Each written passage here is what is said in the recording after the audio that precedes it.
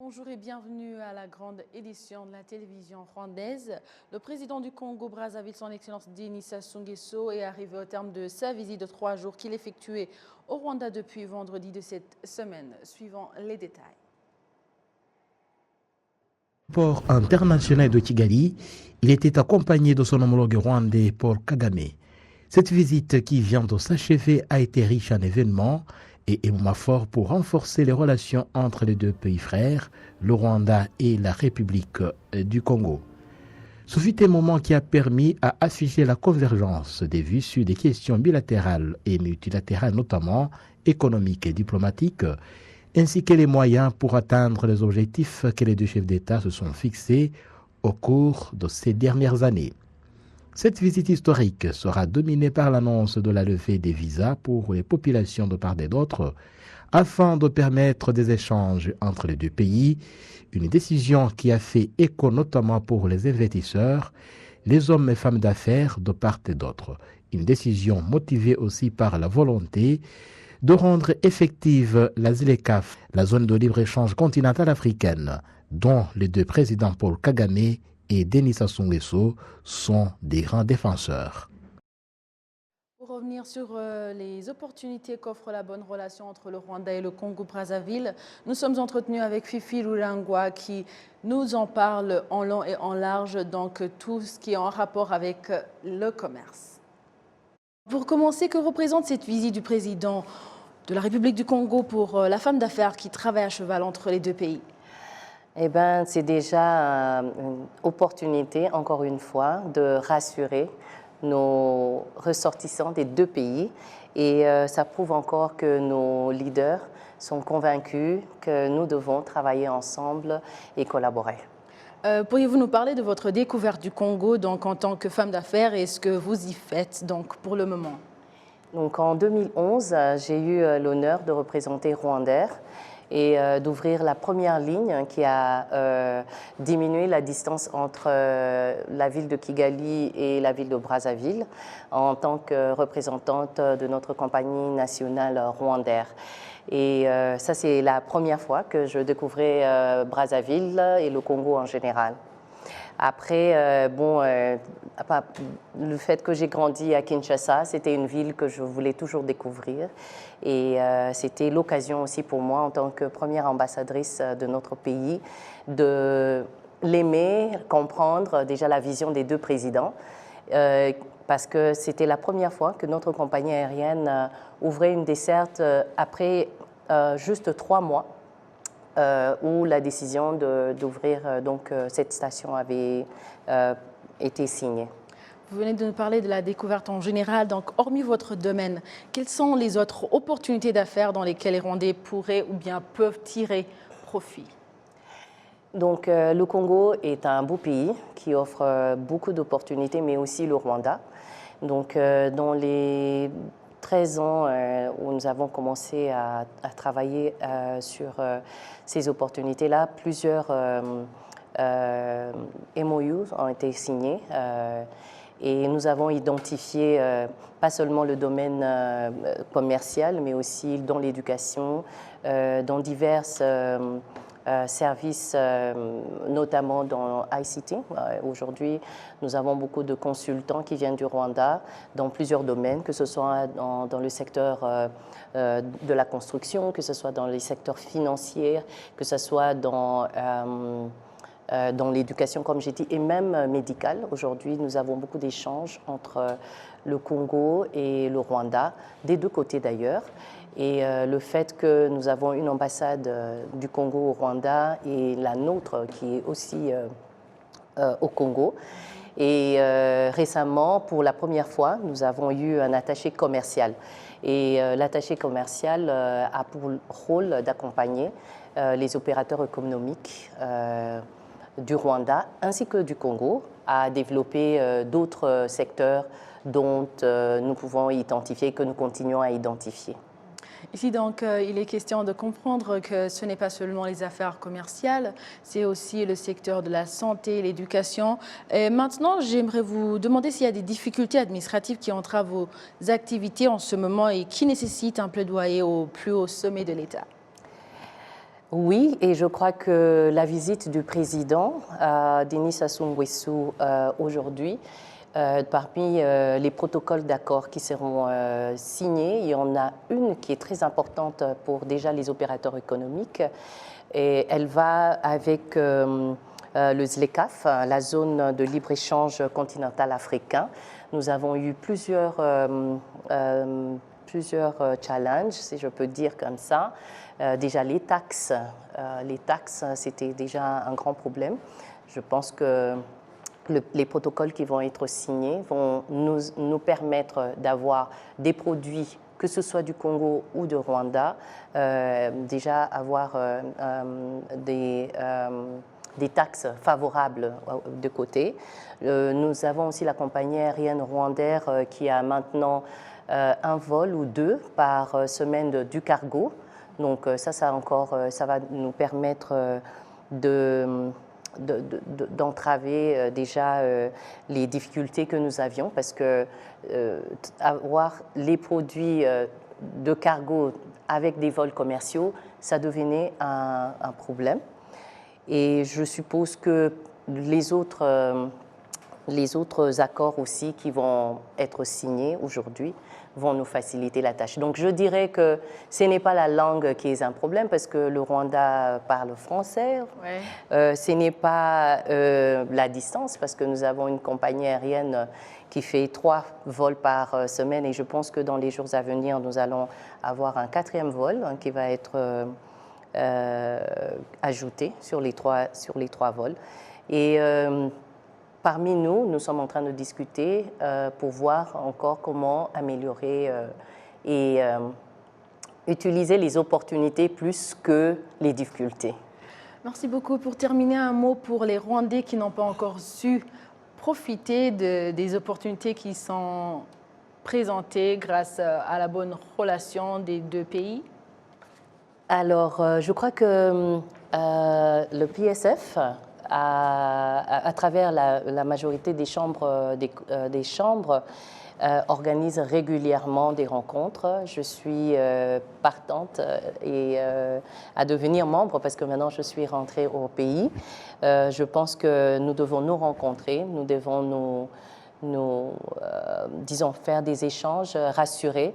Le Congo, c'est un pays paisible, et je crois que si nous prenons le temps de comprendre, de venir, déjà il y a 3 vols, j'attends à ce que nous soyons nombreux à visiter ce beau pays qui est très vert et qui nous donne l'opportunité vraiment de montrer ce dont nous pouvons faire là-bas, et aussi d'inviter les Congolais à venir chez nous pour découvrir. Moi, j'encourage le réseautage. Aujourd'hui, nous avons des associations, que ce soit des femmes entrepreneurs, que ce soit des associations des entrepreneurs dans plusieurs secteurs ensemble, que ce soit sur WhatsApp, où nous collaborons, où nous partageons. Nous avons des Congolais qui suivent tous les jours ce que nous faisons. Je fais partie de certaines de ces associations-là, et je peux vous dire qu'on dit que du bien du Rwanda, et je pense qu'on devrait continuer à s'encourager et avoir plutôt plusieurs programmes entre nous.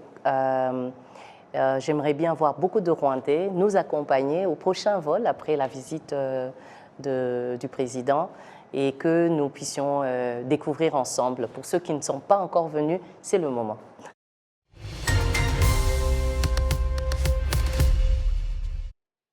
Dans le même ordre d'idées, notre collègue Jean-Damascène Manishimé a rejoint depuis Brazzaville M. Trésor Omomo, spécialiste de l'accompagnement et du financement des projets et programmes de développement. Il commence par nous dire comment ces relations rwando-congolaises sont perçues à Brazzaville. Comme vous savez, hein, comme toutes les relations qu'il y a entre les pays, il y a ceux qui sont sceptiques, il y a ceux qui sont optimistes, mais dans la majorité, les Congolais apprécient. Parce que vous savez, ici, il faut dire des choses clairement. Aujourd'hui, le Rwanda, au niveau de l'Afrique, devient un pays qui attire de la convoitise, qui devient une référence, un modèle pour les autres pays. Donc, du coup, avoir un partenariat assez fiable avec le Rwanda, c'est une très bonne chose pour les Congolais, parce qu'on pourra tirer profit de l'expérience rwandaise, et le Rwanda aussi pourra tirer profit de l'expérience congolaise. Ah oui, et alors on pourrait se demander comment déjà les Congolais profitent de cette coopération avec le Rwanda. Est-ce qu'il y a déjà ce qui peut filtrer, il y a ce qui se voit déjà, qui se fait avec cet échange entre les deux pays? Oui, oui, il y a beaucoup de choses qui se font. Vous vous rappelez déjà en avril 2022, nous avons eu ici le privilège de recevoir le président Kagame. Il y a huit accords qui ont été signés et en ce moment, les deux gouvernements s'emploient à rendre cela un peu plus concret, donc à mettre en place un plan d'action. Mais au-delà de cela, donc les entrepreneurs, les étudiants en profitent déjà parce que vous savez, aujourd'hui, il y a pas mal de jeunes Congolais qui s'orientent vers le Rwanda. Hier, et la seule destination, ou sinon la meilleure destination était l'Europe. Mais aujourd'hui, avec la qualité des études au Rwanda, il y a beaucoup de jeunes Congolais qui vont au Rwanda. D'ailleurs, moi-même, j'y vais de temps en temps. J'ai des partenaires d'affaires là-bas et aujourd'hui, je peux vous rassurer que beaucoup de jeunes Congolais, notamment les entrepreneurs et les étudiants, arrivent à tirer profit de la coopération entre nos deux pays. Et là aussi, vu la position géographique du Congo, qui côtoie l'océan Atlantique, le Rwanda qui côtoie l'Afrique centrale et justement l'Afrique de l'Est, comment ces opportunités peuvent être valorisées par les populations des deux pays? Non, mais déjà, l'avantage qui est, comme vous l'avez bien su le dire, aujourd'hui, le Congo, nous avons un très grand port en eau profonde qui peut profiter à notre pays partenaire, le Rwanda. Mais aussi, aujourd'hui, avec la mise en place effective de la zone de libre-échange, donc il y aura pas mal d'avantages qui vont se créer entre les entrepreneurs, les étudiants et autres personnes qui peuvent tirer profit de ce partenariat, d'avoir beaucoup d'opportunités, beaucoup d'avantages qui s'offrent en eux. Aujourd'hui, le Rwanda a pu avoir accès aux terres au niveau du Congo. Bah, déjà, j'étais au Rwanda. Le Rwanda, c'est un pays qui a vraiment su booster son agriculture. Mais aujourd'hui, avec l'opportunité que le Congo offre au Rwanda, en mettant à sa disposition des terres, bah, ça peut profiter au Rwanda de encore améliorer, développer son agriculture. Et en retour au Congo aussi, de tirer profit de l'expertise agricole du Rwanda afin de booster aussi notre agriculture avec tout ce que nous avons mis en place, la libre-échange et la circulation des biens et des services. Moi, je pense qu'il y a tout à gagner des deux côtés. Et Trésor, pour terminer, vous intervenez dans le domaine du développement et depuis longtemps, on parle sur le continent africain de la coopération sud-sud. Alors, pensez-vous que cette coopération entre le Rwanda et le Congo peut servir de modèle à cette coopération tant attendue, coopération sud-sud sur le continent africain? Non, mais effectivement, parce que il y a, depuis un moment, voilà, l'Afrique a enclenché un peu cette dynamique et le Rwanda a fait partie des pionniers où nous devons maintenant privilégier la coopération sud-sud. Vous savez, ce n'est pas un secret. La coopération sud-nord, ça a posé beaucoup de problèmes à l'Afrique parce qu'il y a d'autres qui étaient en position de force et abusant, profitant un peu de l'Afrique. Mais aujourd'hui, avec des coopérations sud-sud, vous pouvez déjà voir ce qui se fait. Donc, les relations sont assez équilibrées, les accords sont bien peaufinés et les deux pays, sinon les deux parties, arrivent à en profiter. Je pense que ce que le Rwanda fait aujourd'hui avec le Congo devrait servir de modèle pour d'autres pays, en tout cas au niveau du continent. Demain, ça pourrait être le Rwanda et le Kenya, je pense qu'ils ont déjà des accords. Ça pourrait être le Congo, ainsi de suite. Et voilà, d'ici un moment, nous pensons que l'Afrique pourra vraiment sortir de la dépendance vis-à-vis de ses partenaires du Nord. Et cela va même équilibrer les relations entre le Sud et le Nord. Si au niveau du Sud, nous arrivons à avoir des partenariats assez solides, de définir nos modèles à nous, quand nous allons repartir vers nos partenaires occidentaux, croyez-moi que même les relations avec eux pourront changer. Changeons d'angle pour parler du domaine d'éducation où les experts de ce domaine indiquent que la politique visant à renforcer les cours d'enseignement technique et professionnel dans l'éducation du Rwanda sera la bonne solution pour réduire le chômage, surtout des jeunes qui terminent leurs études et ne trouvent pas d'emploi. Ils estiment en outre que cela pourrait contribuer davantage au développement durable du pays. Kassim Youssouf nous en dit plus. Kyuzuzo Ouassé est en dernière année à l'Institut d'enseignement technique et professionnel de Musanze. Elle a déjà exploité le cours de traitement des aliments qu'elle étudie car maintenant elle produit du vin à partir des produits fruitiers dont les passiflores. Alors qu'elle s'apprête à terminer ses études, elle dit qu'elle n'attend pas qu'elle soit embauchée dans l'administration centrale. Le vice-recteur de l'Institut supérieur d'enseignement technique et professionnel de Gishari, le docteur Mwitende Gervais, indique que la politique du gouvernement visant la promotion de l'enseignement technique et professionnel au Rwanda a donné l'espoir d'une bonne solution pour les jeunes, car les connaissances qu'ils acquièrent leur permettent de se créer de l'emploi. Le ministère de l'Éducation invite en effet ceux qui fréquentent ces instituts d'enseignement technique et professionnel à ne pas gaspiller les opportunités que le gouvernement leur accorde, mais les exploiter en se créant de l'emploi. Vous êtes en fait félicités pour le pas que vous avez franchi aujourd'hui. Laissez-moi profiter de cette occasion pour vous dire que les connaissances vous permettant de mettre en exécution et de créer de l'emploi que vous avez acquis à l'école vont vous permettre de jouer un rôle dans le changement si vous les utilisez pour créer de l'emploi. Je voudrais également vous dire que le Rwanda vous a accordé beaucoup d'opportunités. Nous vous exhortons de les exploiter. Allez partout dans le pays en vous apprêtant d'être le catalyseur du développement du pays. Le gouvernement rwandais indique avoir l'objectif de construire au moins une école d'enseignement technique et professionnel dans chaque secteur, de manière que 60% des finalistes du cycle d'orientation trop commun puissent les fréquenter et que cela soit fait en collaborant avec le secteur privé pour que les finalistes de ces écoles puissent trouver ou effectuer la pratique de ce qu'ils ont appris. Le Premier ministre, le docteur Ngirente Edouard, indique que le gouvernement a débuté le programme de renforcement des capacités des instituts d'enseignement technique et professionnel pour leur permettre de passer de A1 à A0 jusqu'au niveau de la maîtrise. Et nous voudrions informer les Rwandais qu'à partir du mois de septembre cette année, le second cycle universitaire dans les IPRC va se poursuivre dans toutes les écoles partout dans le pays. Après ce cycle, nous voulons également mettre en exécution ce que nous avons appelé Master of Technology, de façon que les enfants qui fréquentent l'enseignement technique peuvent le débuter au secondaire et poursuivre tous les cycles universitaires jusqu'à la maîtrise et ainsi acquérir des connaissances dont a besoin le marché du travail.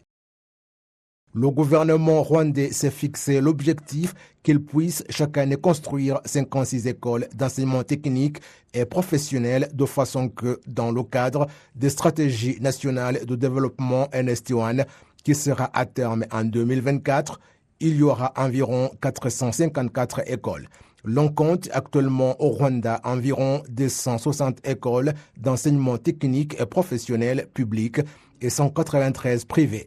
L'enquête du ministère de l'Éducation effectuée en 2019 révèle qu'au moins 66% des élèves qui ont terminé leurs études dans les écoles techniques TVET ont directement été embauchés. L'éducation au développement économique, l'Office rwandais des recettes indique l'avoir. Donc, l'objectif de collecter 2637 milliards de francs rwandais de cette recette fiscale devant épauler le budget du présent exercice. L'Office rwandais des recettes fait cette indication au moment où certains contribuables déplorent donc la présence au marché national des produits de contrefaçon qui ne paient ni taxes ni impôts, qui les fait enregistrer des pertes. Le point suivant, c'est avec Kassim. Recette indique qu'au cours du dernier exercice budgétaire, il a réalisé 103% des recettes fiscales, plus que ce que le ministère des Finances et de la Planification économique lui avait assigné, ce qui a fait que sa contribution au budget national a été à hauteur de 48,8%.